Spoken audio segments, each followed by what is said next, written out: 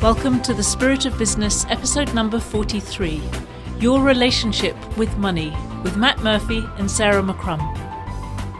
We're going to be talking today about our relationship with money. So I'm really curious, Matt, what you've seen in the business owners that you work with in terms of how they relate with money itself. Because after all, money sits underneath every aspect of business. You don't have a business without money. Without money, we don't have business. So our relationship with money is really important, and it's something people often don't think about, but I have a feeling that it has a very big influence on people behave. So what have you noticed about that? Yeah, it's a really good question to ask because the purpose of why people go into business in the first place, as we spoke in the previous podcast, is the 6 reasons. And the first reason that most people come up with is financial security and independence. And that's fundamentally around having enough money. And really what they're trying to achieve is choice. So they are able to not have to think about money for their own personal perspective and just have choice in terms of what they do with their life and not be constrained with money. So money is kind of the root of why a lot of people go into business in the first place. Funnily enough, though, it's not the motivator in the end. It's only the starting motivator, but typically there'll be other reasons. It could be due to creative entrepreneurial flair, or it could be due to sort of control over destiny or creation of a legacy. There could be those particular reasons, but fundamentally they go into business for that reason. And if you've ever been a student of sort of management theory with Maslow's hierarchy of need, the base of that pyramid is food and shelter.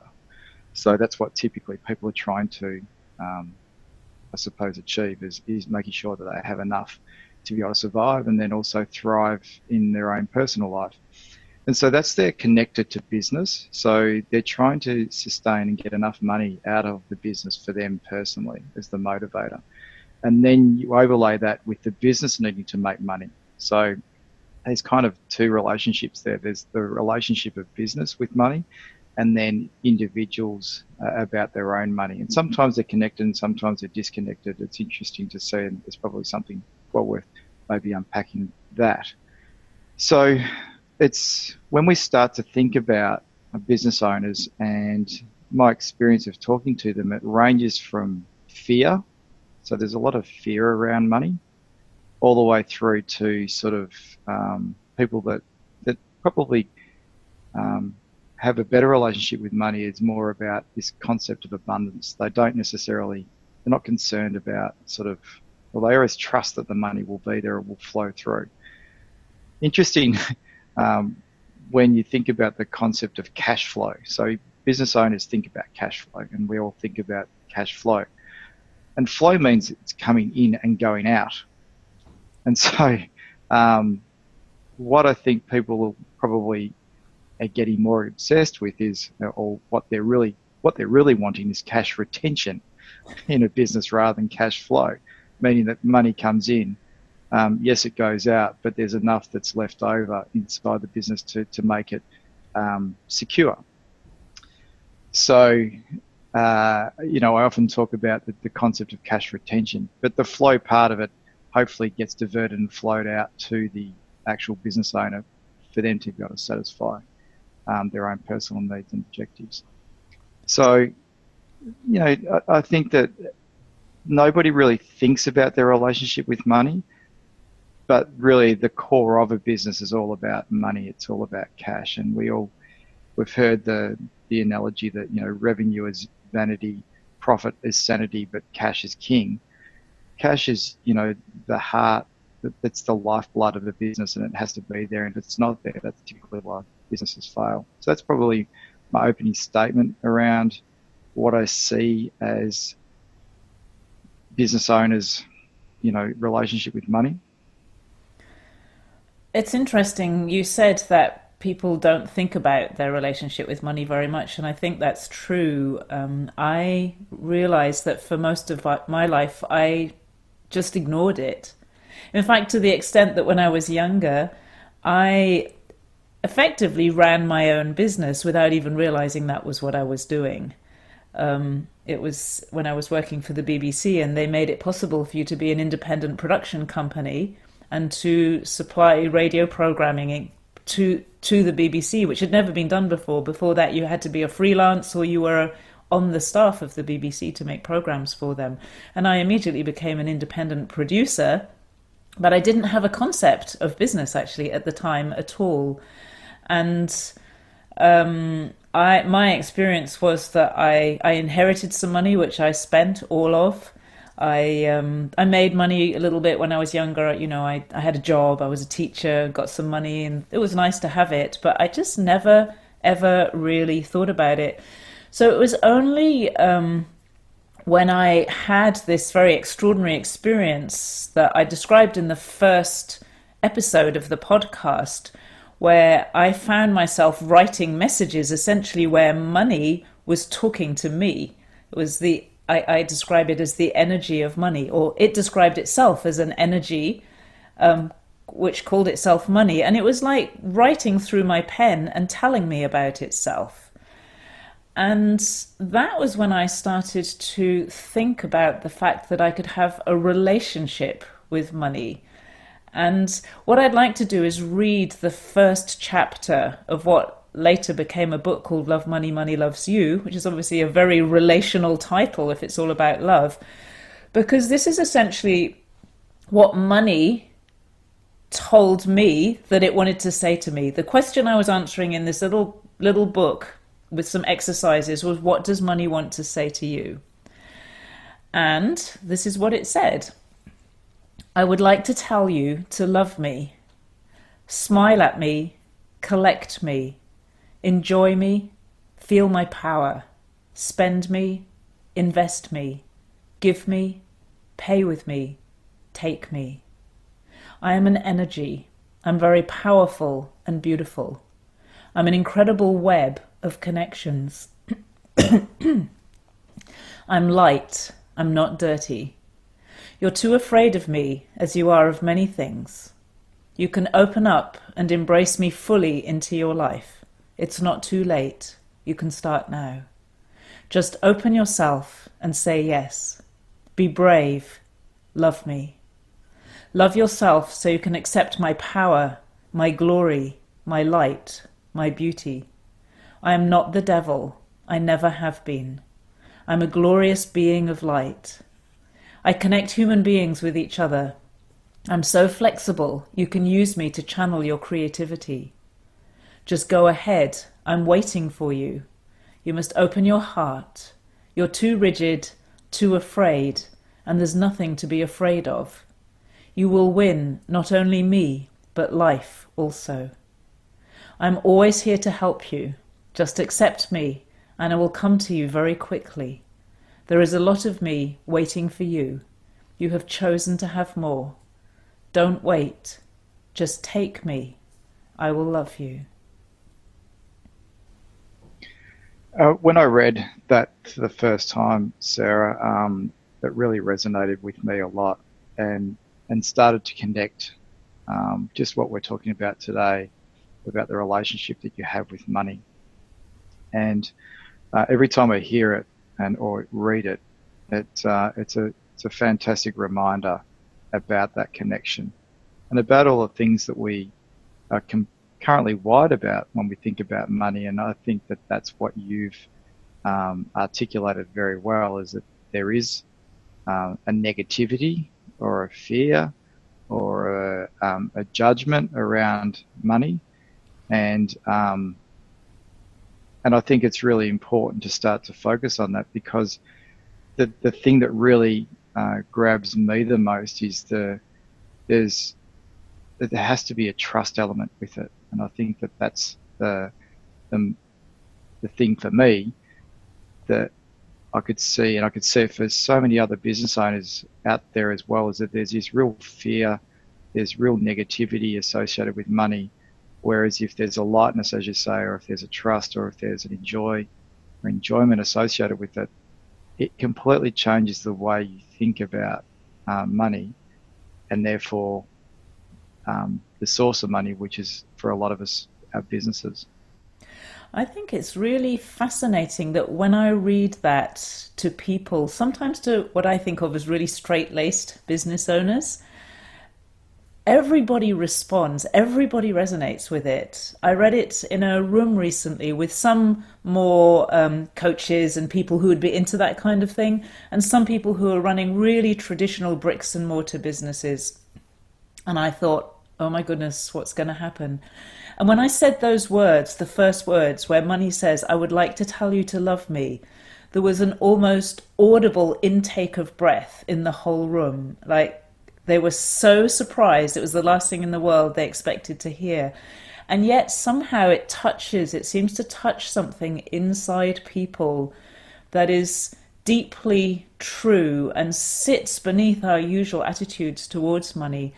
And after writing that and all the rest of the stuff that I wrote in the book, it pushed me to really consider my relationship with money and to see it as something that's very much alive, that's a very powerful force in my life, because it's everywhere. Like, if I just look around in the room here, every single aspect of this room has involved money at some point for somebody. I can't get out of bed in the morning without engaging with money. Just, stand on a carpet, go for a walk, put some shoes on, wear some clothes, eat some food, everything is part of that exchange system.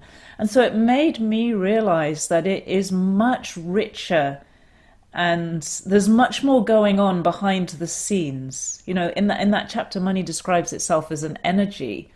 And for some people, the language of it might sound really out there, quite kind of spiritual. And for other people, it might sound quite normal.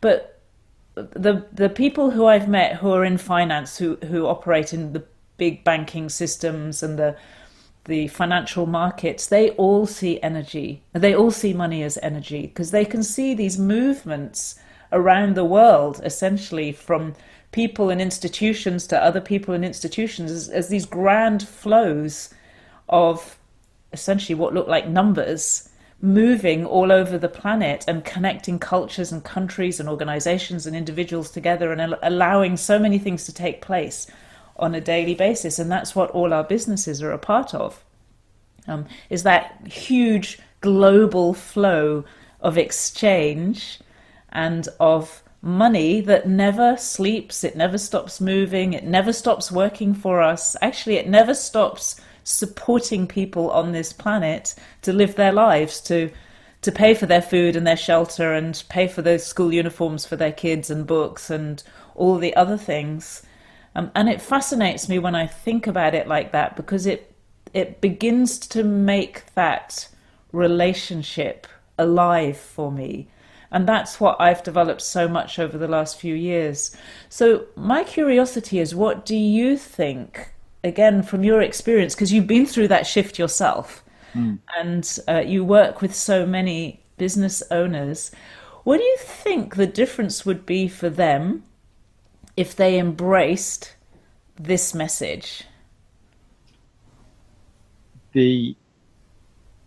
I'll use my personal journey a little bit to answer that question, because as I say, I've sort of not been through the journey, but I would say that I'm going through the journey, because I don't think you ever get to the end of it in regards to this particular thing, but it's certainly giving me a level of comfort to a degree, because you start to see the patterns, or you start to believe in the flow. And just something that you sort of said before that was making me think a bit deeper about it is that you talk about flow or cash flow.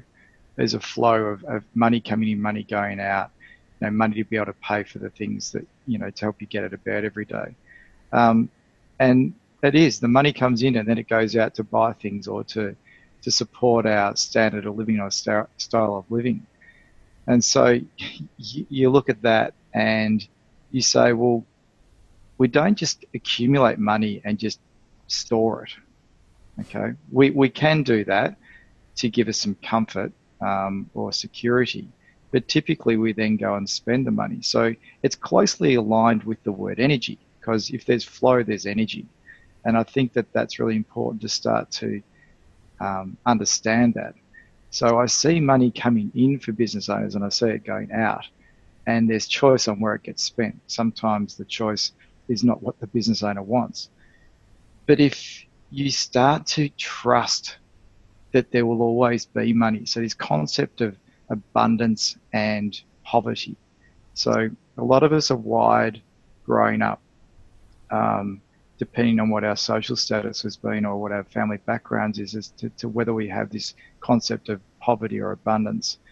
And typically, and I probably grew up in an environment where I was wired to have a poverty mentality around money, which means that it's limited, that there's only a limited amount that I would actually end up having. Or every time you got it, you needed to be really careful about what you did with it because you didn't know where the next dollar was coming from. And a lot of business owners feel that particular way too. They don't know where the next dollar is coming from. They don't know where the next sale is going to occur. They don't know if they've got enough money to be able to pay payroll. They don't know how they're going to support themselves in the future. And there's a lot of businesses that can only really predict the future up to 3 months ahead of themselves. And so what does that do? That can produce a lot of fear because you don't know what the future is. And if you're going back to what I said before, it's about financial security and independence. There's not a lot of security around it if you can't predict the future. So the only way to start to eliminate that fear is very much around trust. And so that's probably been the key thing for me to learn through this process, is that you trust that there will be the concept of money coming through. So rather than the concept of poverty, you have this concept of abundance, knowing that there's this trust that there will always be a flow of money coming in to be able to provide you what you need to be able to continue on. And that level of trust gives you more confidence, and confidence allows you as a business owner to have an easier life because it's less fear around the future. Would be, I think, the major point, that if you can understand your relationship with money from that regard, you'll typically have a more sustainable, easy way of doing business. And if I can explain a little bit from the perspective of money as an energy, how it works, I think it's really useful to look at how trust works. Because the way money was explaining itself in that chapter, it's describing itself as something that's real. It's not an illusion. And it's also not just the notes and the coins and the numbers in the bank account. There is a real energy that sits behind the system, so to speak, which we can't see, but it comes across all the way through the book as something real and that responds to the way that we interact with life. And what I found is that when we trust, there are a couple of things going on that make life a lot easier. So on one hand, when you trust, you're actually open.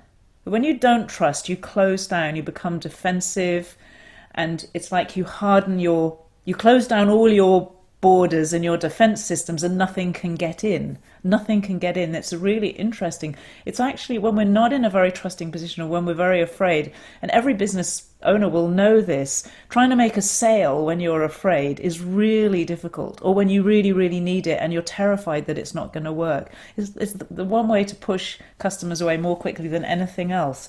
When you're totally confident and you don't care, you completely trust everything's going to be fine, there's an ease around you which actually makes it easier for you to attract money because you're open. This is very simple. Energy flows where there is openness. If you're closed, the energy can't flow. And where that energy flows, we could say the money comes later. So let's take the example of a sale again. When you make a sale, the energy of the sale is closed, if you like. You complete the sale before you get the money, usually. So in a shop, the person will decide to make the sale and then they'll pay very quickly. There's a very short lag. If you're doing some large corporate deal, there can even be months of lag between the decision being made and the first money being paid. So the energy part happens before the before the money becomes a physical reality in your business. And that's how it always works in life. So that open, trusting position makes you open to that energy, which enables you to bring in the sales or bring in the cash, whatever it is. And then that becomes physical reality a little bit later. So that's one thing about trust, is that it simply makes you open, which, as you said, makes you more confident, and so everything works better. But there's another thing that's really interesting in terms of trust. When you trust, you are putting out a vibe, if you like, that everything's going to be all right, or possibly that everything's going to be really good. Because when you don't trust, you're afraid, you're putting out a vibe that things are going to go wrong and it's not going to be okay.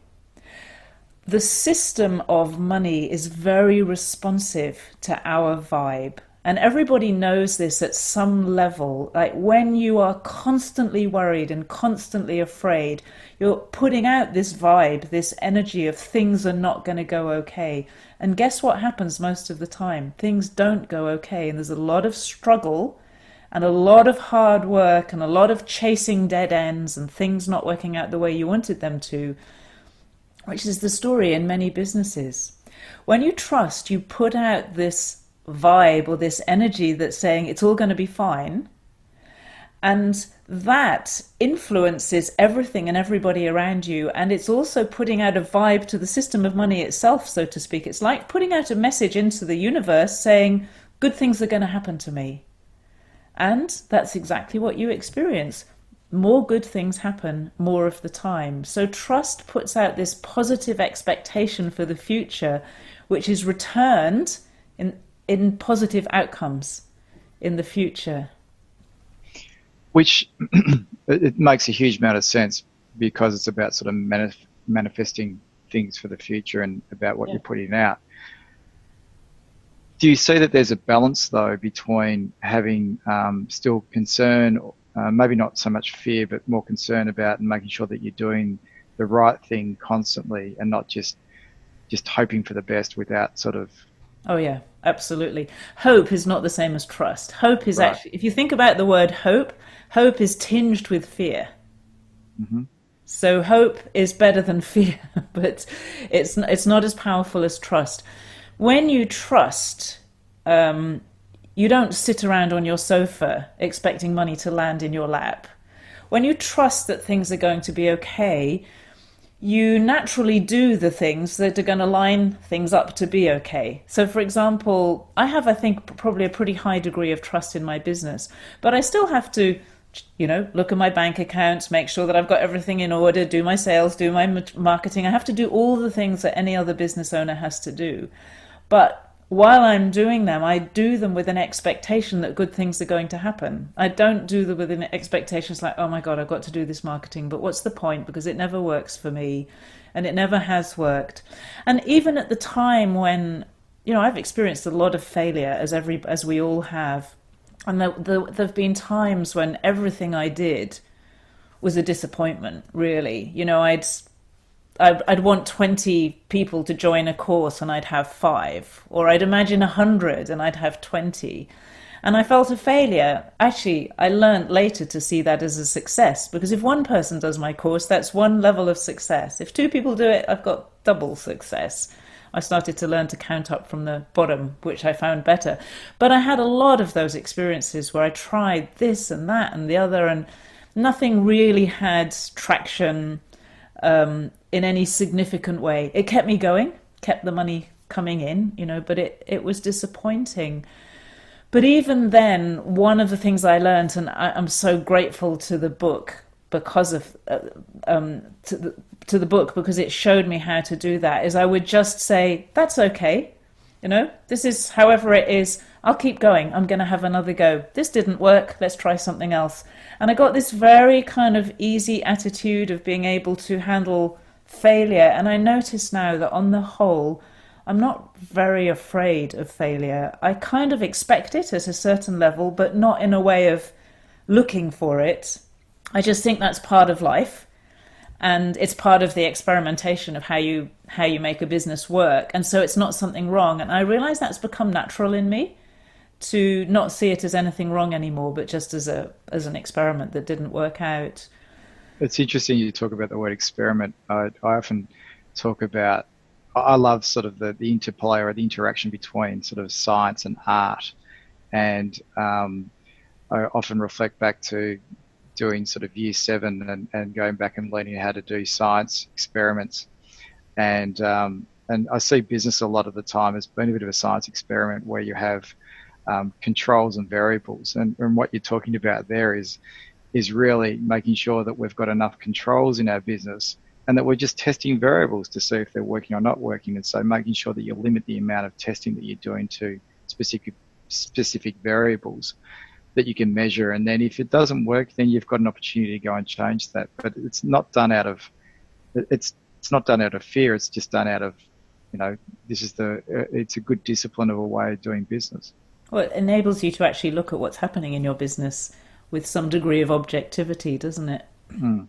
Yeah. Right. Yeah, I think that's very important. It's very important. People often, when they hear the word flow, or energy around money, they get an impression that there's somehow that it's a sort of magical system, and people who are more grounded naturally reject that. I was reading the first chapter of The Barefoot Investor the other day, which is a very successful book about investment in Australia, and I think has made many Australians into small property developers, as far as I can make out. So, but they've created their wealth around it. And he's very, very dismissive of people who maybe have watched the movie The Secret. I think he actually mentions it, and kind of just think you can positively manifest money out of thin air. And there's a degree in which he's right and there's a degree in which he's wrong, in my experience. There is a way in which the way we relate with money has a massive influence on how money works for us. And I've seen that in so many examples where people shift their relationship with money and literally start to make more money, or better things happen to them than were happening to them in the past. And the same with me. So I don't just believe, I know that our relationship with money has a huge influence on the actual flow of money into our life and the way we spend it. And at the same time, I know that discipline, structure, making good decisions, especially making good decisions, is the other part of it. Otherwise, you have all this money. If you don't make decisions, you don't know what to do with it. You don't know where to spend it. You can easily waste it. You don't even know what to do to bring the money in. So you have to have both of those parts. It's like you have to have the masculine and the feminine energy, or the yin and the yang. You have to have the flow. You have to have the structure and the discipline and the decision making and the choices, so that the whole system works. And that's what I love about it, is that it pushes us to bring together the different parts that make life work well, not only a business. Do you think that everybody has a natural level of acceptance of money and therefore wealth, in terms of, because I was sort of starting to see that there's this concept of natural levels for a lot of different things. And so people will acquire or retain a certain level of wealth. And from what I can understand, or, my limited understanding of that, would be around their ability to work out what to do with that money if it's coming in, or therefore attract and then be attractive towards the money, or be able to deal with it when it comes in, and how to deal with it when it's going out again. So do you sort of see that there are natural levels of money based on maybe potentially limiting beliefs around money? Yeah, absolutely. I've noticed that lots of people say to me when I start to ask them questions about money, sometimes in workshops, and they say things like, there was always enough in my family. I've never had a concept of not enough. And then 2 sentences later, they say, I would love to go to Europe, but I can't afford it. Right. And so they live with this limitation in that. They live with this idea that they always have enough, but enough is not enough actually to do what they'd really like to do. So that's one level of it, which is quite common, and they're completely blind to what they've just said. So we don't we often don't see where our own limits have been placed. Now, that's something they could very easily change. So I wouldn't call it a natural limit. I would call it more like a blind limit, where they can expand beyond that quite easily by becoming more conscious. The other thing that I notice, and I've experienced this a lot myself, is that the money that comes in, I think this is what you're the same as you're saying, kind of matches what our wish is to do with it. So Yeah. if I just want money to pay my bills, and in the early days when I first started experimenting with this, and I started from nothing, of having no money, all I cared about was getting my bills paid.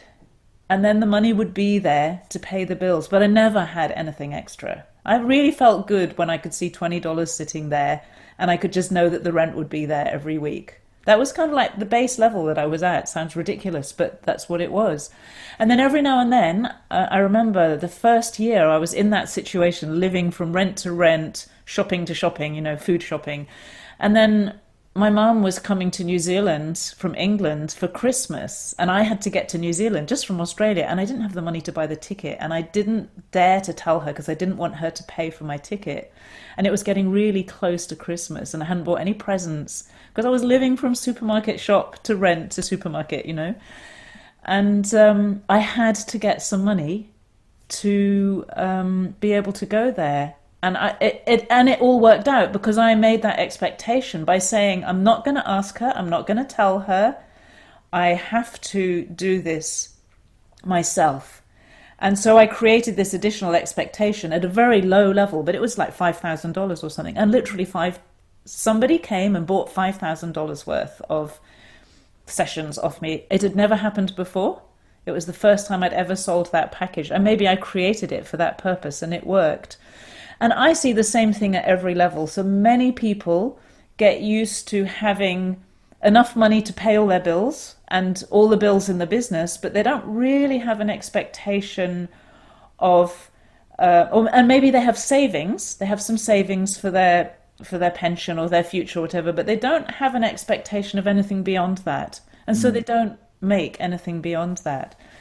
I've seen people, very wealthy people, somebody I was working with recently who sold a business for about $100 million and didn't really want to have that money. And so she just maintained it because she had to, it was her duty really to maintain it, and she learned how to invest it. She suddenly woke up to how much good she could do if she doubled the amount of money she had, because she'd learned how to do impact investing, so how to invest in businesses that do social and environmental good as well as up being profitable. And she'd pretty much mastered that, which is a pretty difficult thing. A lot of people are struggling with impact investing. She mastered it. She suddenly realized that by growing her wealth, she could do so much more good in the world. So she found her motivation essentially to bring more money in, even though she already has 100 million. So at every level, I see that people have limits, like blinders, on what they believe is possible. And there's nothing wrong with that. It doesn't mean she has to go and have 200 million. But she realized that she could express her own purpose, which is to do more good and to support businesses that do good. She could express her purpose more fully by allowing more money into her system. So I think it's really interesting that from the bottom to the top, you see the same pattern. The word that just came up then was the word greed for me, because I see business owners when they're in negotiation to sell their business. I see that sort of there's this concept of value or greed, and what I kind of just heard then is that until you work out, greed is probably the negative aspect of what you're talking about there, because when somebody works out sort of what they can use their money for, which will be, for want of a better word, for good, that's how they push through the natural barrier potentially, whereas the greed is where you tend to not achieve what you wanted to achieve, a certain sale price for your business from that perspective.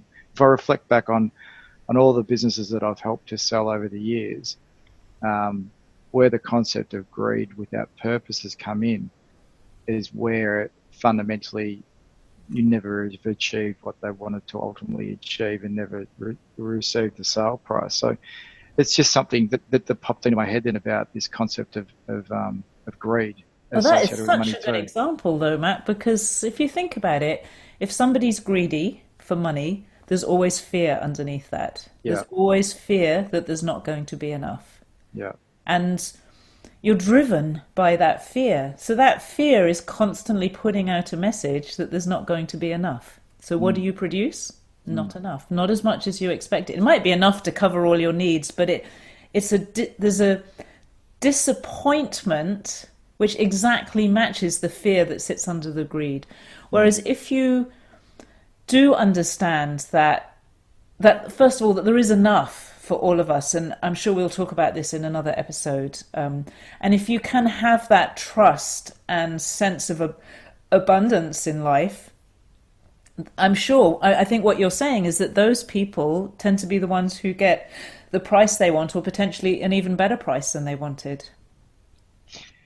Yeah, but if we reflect back on what's the ultimate benefit of understanding this particular message, it's just this ease and this feeling of having a better life and just choice. Yeah. And I think that's ultimately, you go back to your example about the person that's got the $100 million from the sale of their business.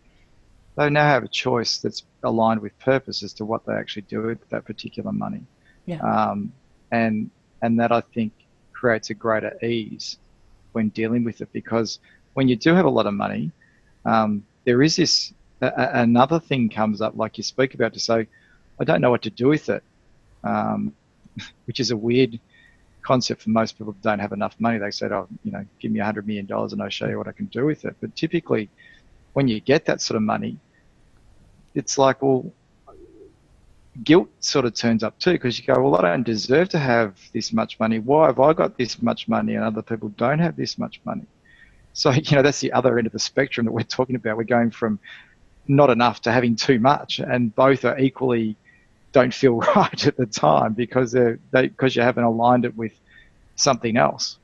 And also because you haven't got the relationship with money sorted out. So if you really understand, if we go back to what I read, that this relationship with money that is about love, and that you can love money, that's not an expression of greed, that's an expression of open-heartedness for what money does in the world, and you can be loved by it. You can allow it to kind of shower its goodness on you, so to speak. If you have that kind of relationship, you will never become a hoarder, for example. You'll never Mm, be obsessed with your money. You'll never try to hold on to it in a way that is based in fear. You will take care of it. You will manage it responsibly and wisely. You will make good decisions about what you do with it, whether you want to save it. And when you save money, it's still working for other people. It's not exactly sitting under your bed. mm, The minute it's in any account of any sort, it's working for other people. So it's not sleeping. So whether you save it or whether you invest it or whether you give it, you make decisions about that.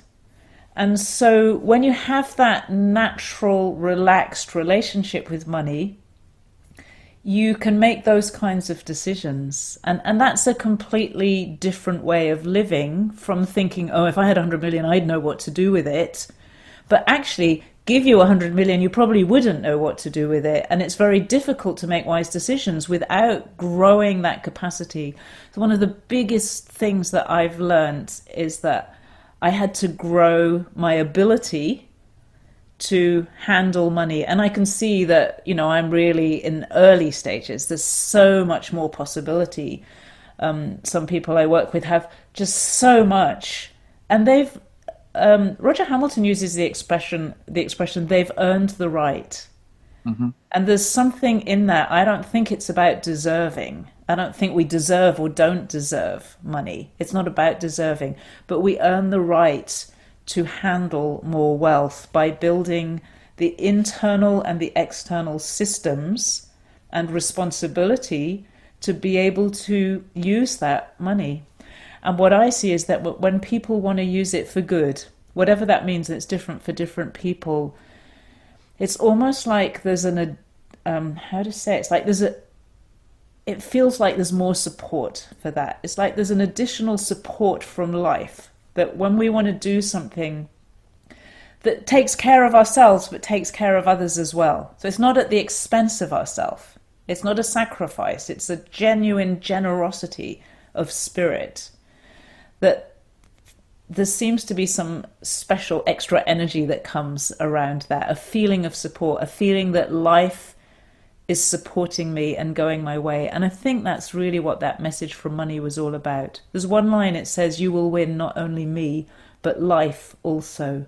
And that's what I've come to recognize when you start to understand what money really is and engage with it and allow yourself to love it and be loved by it and to follow the other things that it says, then it somehow opens you to a deeper, richer, more fulfilling experience of life as well.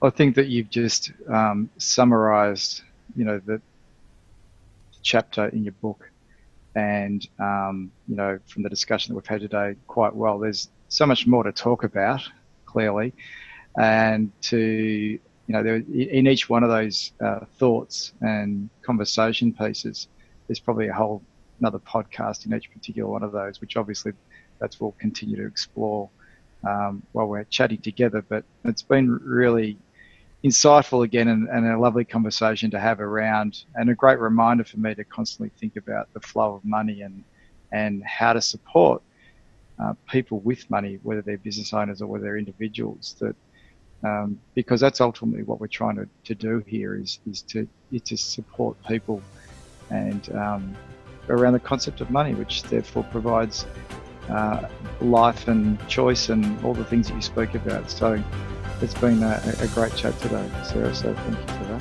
Thank you. Thank you for listening to The Spirit of Business with Matt Murphy and Sarah McCrum. We'll be back next week with another episode. You'll find the show notes with links and other useful information on our website, spiritofbusiness.live. And if you enjoyed this podcast, please share it with your friends.